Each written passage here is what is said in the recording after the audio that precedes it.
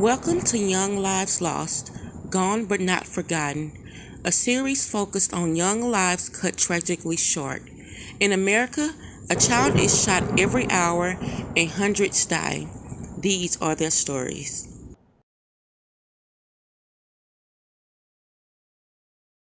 There is heartache tonight after the death of a 7-year-old girl in the Bronx. Julissia Batties was pronounced dead at a hospital on Tuesday after being found unconscious inside an apartment on Alexander Avenue. Her grandmother says the girl went to the apartment last April for a court-ordered weekend visit with her mother. Yolanda Davis says she repeatedly tried to get her granddaughter back, and she told our Corey James in an exclusive interview she didn't know why she was being allowed to stay with the woman she says abused the child. At the age of 4 years old, the date was April 13, 2018. And what my granddaughter said was, "Mom hit me with a hammer." The cause of death has not been revealed. ACS says they are prohibited by state law from sharing whether a family has a history with the agency. This is the story of 7-year-old Julissia Batties. The starkly differing tales told the police shared the same brutal ending. A 7-year-old Bronx girl dying inside her mother's apartment. Investigators were digging Thursday into the death of little Julissia Batties, whose too short life was riddled with abuse allegations from birth. The newborn was removed from her parents' custody shortly after her April 26, 2014 arrival, and her teenage half-brother quickly fell under scrutiny for her shocking death, according to sources. The little girl's mother, who eventually won the girl's custody despite the 2013 removal of her 4 older kids, and her son provided police with wildly contradictory accounts of the injuries that sent her mortally injured daughter to Lincoln Hospital early Tuesday morning. The son, according to sources, later acknowledged punching the girl 8 times and also admitted giving her a recent black eye that mom, Navasia Jones, 35, tried to cover up when questioned by the Administration for Children's Services, sources said. Devastated grandmother Yolanda Davis laid the blame for the little girl's death on city agencies that failed to protect the child. "They didn't do their job, and that's it," said Davis. "Julissia was my girl. Everybody knows it, and I don't know if the mother was jealous of the love between us. I did all I could do to save my granddaughter. I went through torture to save my granddaughter, and she's still in her grave. She was a beautiful kid. She was a quiet, humble kid." Julissia eventually lived with her grandmother until April 2020, at which point ACS apparently determined Jones was fit to raise the girl. The dead girl's father, in a Daily News interview, accused Jones of fighting dirty to deny him custody of their now-departed daughter from the start. "She lied and she has mental issues," said the heartbroken Julius Batties, 37, who also has a 2-year-old son with the mom. "I've been fighting her for the longest time. Since Julissia was born, I wanted to take care of my daughter. I said to her, if you don't want to take care of her, give Julissia to me." A hospital doctor told police the child was cold to the touch with dilated pupils when she arrived. Police sources reported signs of trauma to her face and the right side of her body. Tonight there's heartache for a family of a 7-year-old girl who was found dead in the Bronx on Tuesday. So far, no one's been charged. CBS 2's Thalia Perez says the girl's father, who is desperate to know what happened. She said that we win, that she loved me. And I was the best dad. I feel like I failed my baby. Julius Batties cries as he describes his last phone call with his 7-year-old daughter, Julissia Batties, who died Tuesday at her home where she lived with her mother and brothers. She was crying out for help. Nobody did nothing for my baby. And I just want justice for my baby. Batties says his daughter moved in with his mom, her grandmother, when she was just 5 days old. She lived in Crown Heights with her grandmother up until March of last year, when her mom won custody and she moved to the Mitchell houses in the Bronx. Police confirmed that they've responded to more than a dozen domestic violence calls and complaints at the home. It's not known, though, if those calls came before or after March. Then on Tuesday, police say Julissia's lifeless body was found with blunt force trauma to her stomach and trauma to her face and arms. I have fought, I have did fair hearings, I have did interviews.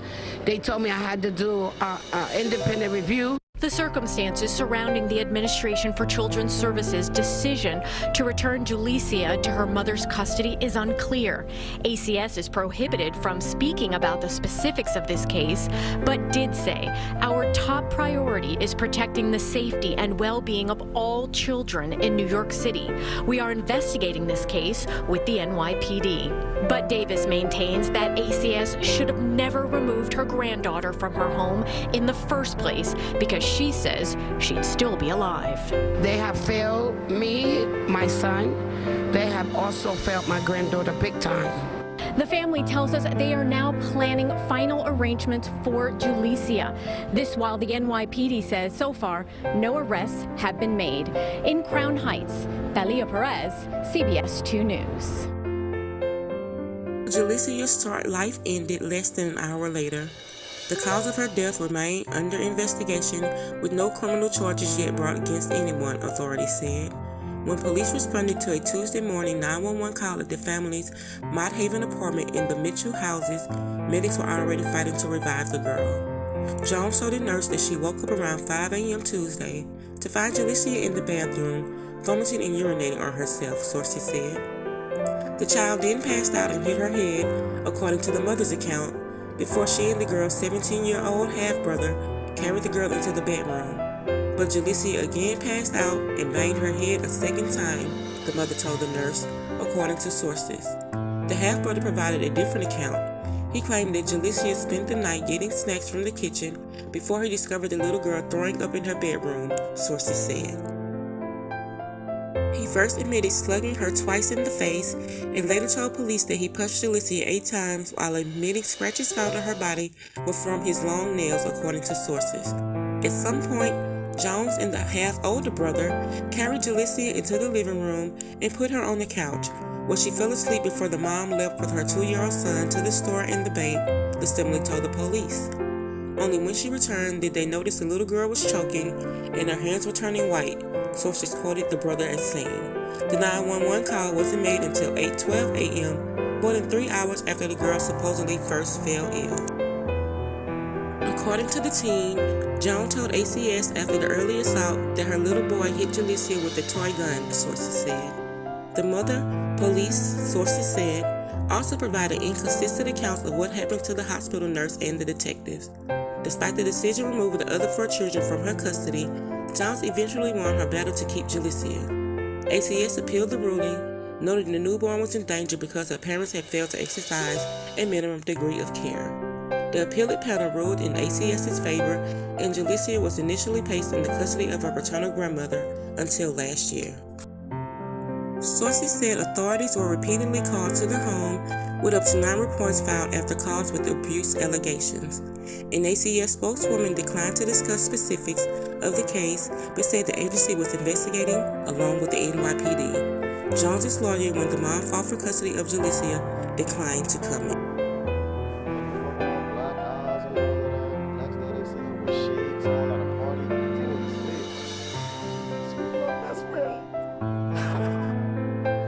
Batties lost his 7-year-old daughter Julissia to a suspected child abuse death on Tuesday, but he hadn't seen the little girl since she was 2 because he said Julissia's mother was constantly making domestic violence complaints against him and his mother, Yolanda Davis. The book consists of all the ACS cases. From the time Julissia was born, her parents were battling it out for custody.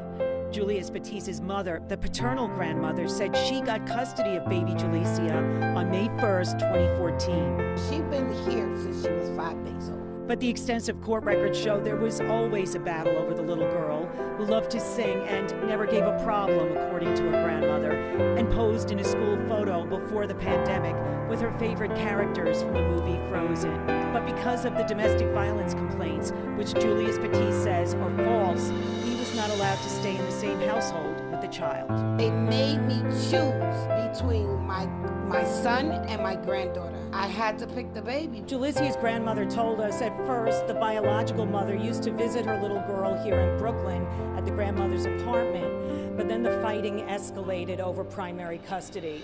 At one point, Julissia was given to her biological mother in 2017, but a follow-up report said removing Julissia from the home of Yolanda Davis was not correct, and the child went back to her paternal grandmother the same year. Then the pandemic hit in March 2020, and the grandmother was notified Julissia would be staying with her biological mother. She said that the reason why she is on extended visit was because of the pandemic. Now, a year and a half later, a memorial is growing in the lobby of Mitchell houses in the Bronx, where Julissia was living with her mother and her older half-brother, who was 17. A source told Pix 11 the teen might have been angry that the little girl was taking snacks early on the morning of Tuesday, August 10th. The New York Post reported the teen brother confessed he hit the little girl 8 times in the face that morning. But those punches are not what caused Julissia Batties to die. A medical examiner told Julissia's grandmother there was evidence of trauma to the little girl's stomach, with injuries old and new. I'm Mary Murphy, Pix 11 News. Rest in peace, Julissia Batties, gone but not forgotten.